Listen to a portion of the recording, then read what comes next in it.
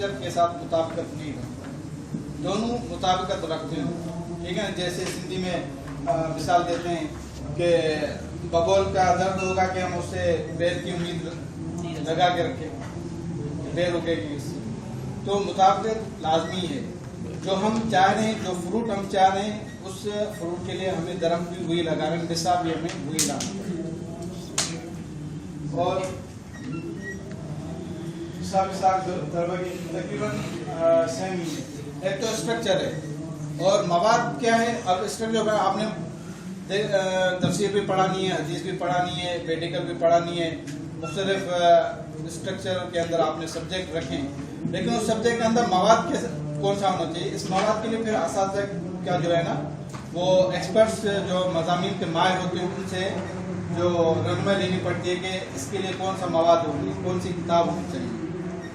تو پھر علماء اور ماہرین جو ہے سجیسٹ کرتے ہیں کہ اس سبجیکٹ کے لیے آپ یہ کتاب پڑھیں، یہ کتاب پڑھیں. ٹھیک ہے. تو نصابی مواد بھی طلبہ کی ضروریات اور صلاحیتوں کے مطابق ہوں اور ان کی ضرورت پوری کرنے والے ہوں، اور نصابی مواد ایسا ہو جو معاشرے کے اندر جو بیماریاں ہیں، معاشرے کو مرکزی حیثیت حاصل ہے کہ نصاب کے اندر ایسی چیزیں شامل ہو جو معاشرے کے اندر موجود مسائل اور برائیوں کا حل موجود ہو. اب اس وقت معاشرہ کن کن برائیوں کا شکار ہے وہ آپ دیکھ سکتے ہیں. ہمارے دور میں تو بہت بڑا مسئلہ ہوتا ہے، بچے وی سی آر دیکھتے ہیں، ٹی وی دیکھتے ہیں، لیکن آج کے دور میں اور زیادہ چیلنجز ہیں. تو ہمارے نصاب کا احسان ہونا چاہیے کہ جو مسائل موجود ہیں معاشرے کے اندر اس کو ہم کیسے ختم کریں، وہ لازمی حصہ ہے معاشرے. آگے چلتے ہیں. اور جو نصاب ہے، جو اہداف مقرر کرتے ہیں تو بچے کے اندر کون سی صلاحیتیں پیدا ہونی چاہیے، وہ کگنیٹو ہے، حسی اور ادراکی. آپ نے اس کو فقیہ بنانا ہے، مفتی بنانا ہے، تو اس کو آپ ایسی تربیت دیں گے کہ وہ از خود ان چیزوں کو حاصل کرتا جائے گا. کل کو وہ خود بخود جو ہے نا وہ فتویٰ دینا شروع کر دے گا، تفسیر کرنا شروع کر دے گا، یا ان چیزوں کو اپنی صلاحیت کی بنیاد کے اوپر اس کو تو صلاحیت دینی ہے. اس کے یہ حلال اور حرام کی تمیز، یہ میں نے ایسے مثالیں دی ہیں کگنیٹو ایبیلٹی کو سمجھنے کے لیے. دوسرے نمبر پر نفسیاتی حاصلات جو ہے، یعنی سائیکالوجیکل بھی ہم بچے کو مضبوط کریں، نفسیاتی طور پر بھی. یہ میں نے ایسے بات کی، اس کے اندر خود اعتمادی پیدا کرنی چاہیے، وہ کانفیڈنٹ ہو، ٹھیک ہے، اور اس کے اندر جو ہے اعتماد پیدا ہو. تو اس طریقے سے سائیکالوجیکل بھی ہم اس کو ٹریٹ کرتے رہیں. آپ ماشاء اللہ اساتذہ ہیں، بہت سارے بچے ہوتے ہیں جو شرماتے ہیں اور پوچھنے سے شرماتے ہیں، سیکھنے سے شرماتے ہیں. اب آپ کو اس کو کیسے کور کرنا ہے، سائیکالوجیکلی آپ نے اس کو ٹریٹ کرنا ہے تاکہ وہ آگے بڑھے. بعض بچوں میں خوف ہوتا ہے، بہت زیادہ شرمیلے ہوتے ہیں، وہ پیچھے پیچھے رہنا چاہتا ہے. تو ہمارے دور میں اساتذہ کہتے ہیں جو پیچھے پیچھے اس کو کہتا ہے تم آگے آ جاؤ، ٹھیک ہے نا. جو بچہ جتنا پیچھے چھپنا چاہتا ہے استاد اس کو اتنا آگے لاتا ہے. یہ سائیکالوجیکلی ایک استاد سمجھتا ہے کہ وہ کیوں پیچھے بھاگتا ہے. تو ہمیں ان چیزوں کو کور کرنا ہے. چوتھے نمبر پر فزیکل اچیومنٹ ہے. آپ اس کو ایسا سکھائیں نصاب کے ذریعے سے کہ وہ نصاب کے اہداف کو مکمل کرنے میں اس کے اندر صلاحیتیں آ جائیں. مثال کے طور پر اب آپ اس کو لکھنا پڑھنا ہے، اس کی رائٹنگ آپ اچھی کرا دیں، ترجمہ آپ اس کا اچھا کرا دیں، وہ ترجمہ اچھے طریقے سے کر لے، ٹھیک ہے نا. حدیث کا ترجمہ اچھے طریقے سے کر لے. عربی زبان پڑھاتے ہیں، آپ اس کی پریکٹس کروائیں، اس کے اندر صلاحیت پیدا کریں کہ وہ عربی میں بات کر سکے، اس کے اندر وہ صلاحیت پیدا کریں کہ وہ عربی کے اندر وہ ایک مضمون لکھ سکے اپنی طرف سے، وہ صلاحیت اس کے اندر پیدا کریں. یہ اہداف ہیں.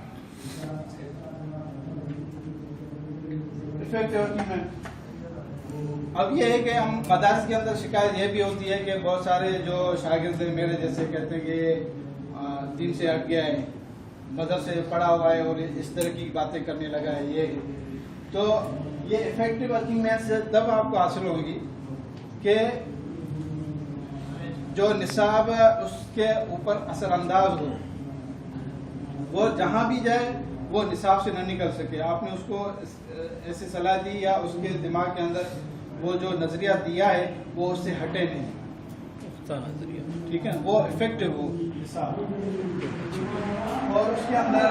خصوصیات جو پیدا ہوں، وقت کی پابندی، ایمانداری، سچ بولنا، تو یہ اس کے اندر جو خصوصیات شاگرد کے اندر پیدا ہوتی وہ بھی اس کے اوپر بھی نصاب جو ہے افیکٹو ہو.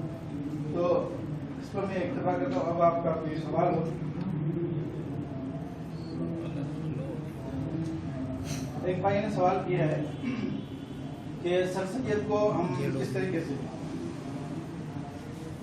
سر سید ایک شخصیت ہیں، ایک نام میں، ایک نظریے کا نام ہے.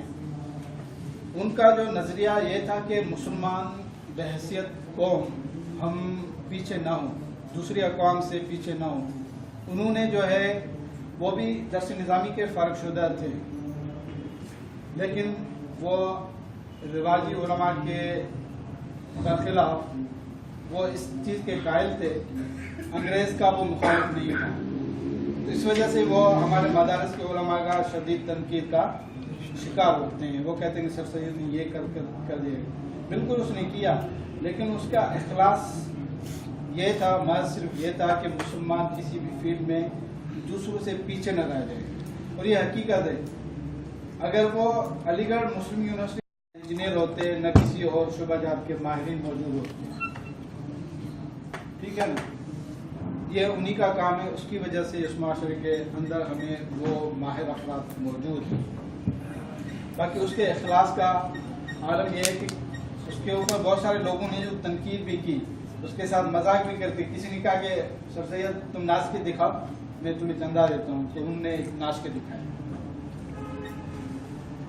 اور ایک آدمی نے جو ہے صرف ایک پیسہ جو ہے نا وہ اس کے ڈال کے لفافے کے اندر اس کو جو ہے وہ دے دیا چندہ. تو اس نے شکرانہ جو 5 پیسے کا جو ہے ڈاک کارڈ جاتے تھے نا، وہ بیچ کے اس کو شکرانہ دے گیا، آپ کا 1 پیسہ اماؤنٹ کے طور پر میرے پاس. یہ اس کا اخلاص ہے. تو اللہ تعالیٰ اخلاص کسی کا نہیں مانگتا.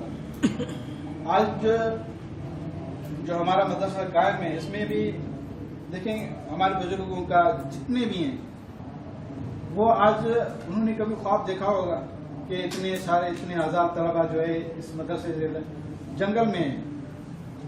ابھی تو شہری سہولیات ہمارے پاس موجود ہیں، لیکن اگر 20-30 سال پہلے جائیں، درخت، جنگل، راستہ پیدل آتے تھے، گھوڑوں کے ذریعے سے آتے تھے. لیکن اللہ تعالیٰ نے اس کو وہ مقام دیا کہ پورے پاکستان سے، بلکہ تھائی لینڈ سے بھی شاگرد آئے تھے، اور سری لنکا سے، مالدیپ سے بھی شاگرد آئے تھے. اتنا نام دیا. یہ اخلاص کا نتیجہ ہے. ٹھیک ہے. تو اللہ تعالیٰ نے اس کے اخلاص کو دیکھا ہے. باقی اس کا نظریہ، ایسے بہت سارے لوگ ہمارے نظریے کے لوگ موجود ہیں جن کا نظریہ صحیح ہے. جیسے مفتی تقی عثمانی صاحب ہیں، بہت بڑے شیخ ہیں. وہ انہوں نے اسلامک بینکنگ کا جو نظام دیا ہے، پورے علماء کا اس کے اوپر تنقید کیا کر سکتے ہیں. ٹھیک ہے. تو ان کا ایک نظریہ ہے، جو اس کا اخلاص ہے آپ اس کو دیکھیں. باقی جو انہوں نے کہتے ہیں کہ انگریز کا ساتھ دیا، انہوں نے انگریزی کو زیادہ پنپنے دیا، یہ باتیں ہیں. لیکن اس نے جو ہے نا وقت کی رفتار کو دیکھا تھا، اور اس نے دیکھا تھا کہ اگر اس وجہ سے، لیکن بدقسمت یہ کہ اسی کی وجہ سے پھر جو ہمارا نظام تعلیم چاہیے یہ تھا کہ ایک سبجیکٹ سے مثال کے حوالے سے آپ کے یہاں پر آتا ہے کہ جب اس کو گراؤنڈ ریلیٹریز میں بتاتے ہیں، وہاں پر 5 باؤنڈریز جیسے ہمارے پاس بہرحال ایک باؤنڈری ہے، ہم اس سے آزاد نہیں ہو سکتے. جو انہوں نے سیٹ کر کے ہمیں دی یہ چیزیں، ہم اس سے بھاگ نہیں سکتے. جو بکس دیے ہیں وہی ہمیں پڑھانی پڑتی ہیں، سب کچھ وہی کرنا پڑتا ہے. ان میں بھی اہداف ایز اے سبجیکٹ سیٹ نہیں ہوتا. ہم نے دیکھا ہے. سوال یہ پیدا ہوتا ہے کہ انڈیویجولی جب ہم کلاس میں بیٹھے ہوتے ہیں یا ہمارے سامنے بچہ سامنے آتا ہے، یہ نصاب ہے، یہ چیزیں ہیں، تو ہم اس کو انفرادی دائرے میں کس طرح لے کر انفرادی دائرے میں اس کو کس طرح ہم اس کو مینیج کریں، جبکہ ہمارے پاس 2 باؤنڈریز ہیں، اوپر وفاق کی، نیچے مدرسے کی.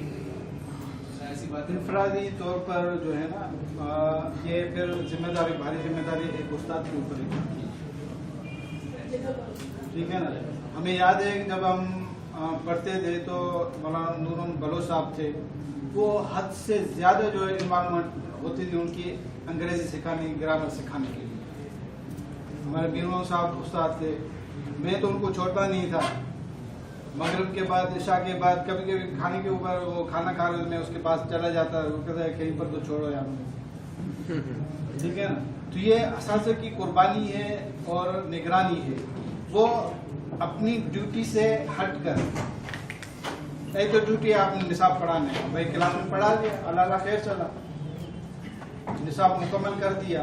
लेकिन एक उस्ताद की जिम्मेदारी ये है कि अगर एक शागिर्द को समझ में नहीं आया तो उसको अलग से टाइम दें और उसको सिखाने के लिए अलग से कुछ एक्टिविटीज़ कराएं। जैसे हमारे असातिज़ा ग्रामर को क्लास में सिखाते थे, लेकिन उसकी प्रैक्टिस के लिए बहुत सारे हमें जुमले देते थे, उसकी हम प्रैक्टिस करते हैं, इससे ग्रामर सही होती थी। या नवसर के जो असातिज़ा हैं वो बच्चों को अरबी के बाद इसमें से ये जुमले निकालो, इसकी सरफी तरकीब निकालो, इसकी नहवी तरकीब निकालो। ये उस्ताद एक जिम्मेदारी जो है ना महसूस करे, तो असातिज़ा को सोचना चाहिए इसके अलावा हम और क्या कर सकते हैं। मिसाल के तौर पर अगर वीकनेस है ना, माहौल कौन बनाएगा। हमने जो है शिकायत की कि हमारा माहौल नहीं है, क्यों नहीं है। एक तो शागिर्द नालायक है, वो कहे जो पढ़ा लिया ठीक है, आगे हम फंसना नहीं चाहते। दूसरा असातिज़ा की जिम्मेदारी है कि अब अरबी की क्लास है तो वो उनसे अरबी में ही बात करें, उनसे जो तहरीर के तौर पर उसको वो नहीं अरबी में लिख के लाओ, तब जाके उसकी सलाहियतें निकलेंगी। आदाब जब एक टीचर भी आदाब मुकर कर सकता है, चलो रिफाक ने आदाब मुकर नहीं किए, एक टीचर आदाब मुकर कर सकता है कि आज से मैंने ये क्लास ली है तो मेरा हदफ होना चाहिए कि मैं जब इस क्लास को ख़त्म करूंगा तो मेरे शागिर्द जो है ना दूसरी क्लास से इस चीज़ के अंदर ज़्यादा हों, ठीक है। मिसाल के तौर अरबी की क्लास है, वो ज़्यादा से ज़्यादा जो है ना बोलचाल पर तवज्जो दे, तो जब वो रोज़ाना बोलचाल के ऊपर उनके साथ बोलचाल करेगा, रोज़ाना एक लफ्ज़, दो लफ्ज़, तीन लफ्ज़, चार लफ्ज़ शागिर्द सीखते जाएंगे,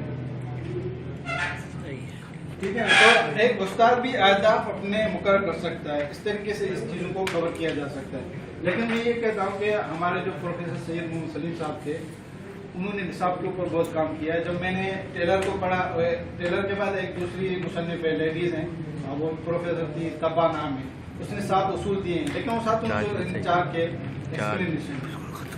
तो उनको जब मैंने पढ़ा प्रोफेसर सैयद मोहम्मद सलीम साहब को पढ़ा तो मुझे उन्होंने बहुत वही बातें की।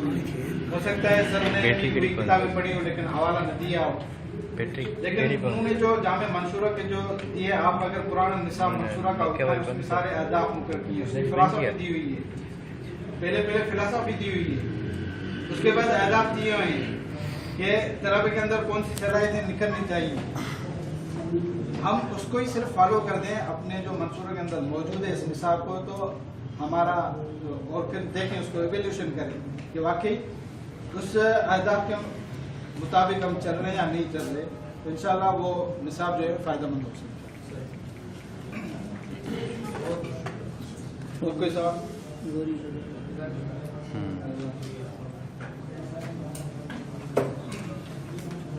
इंशाल्लाह ये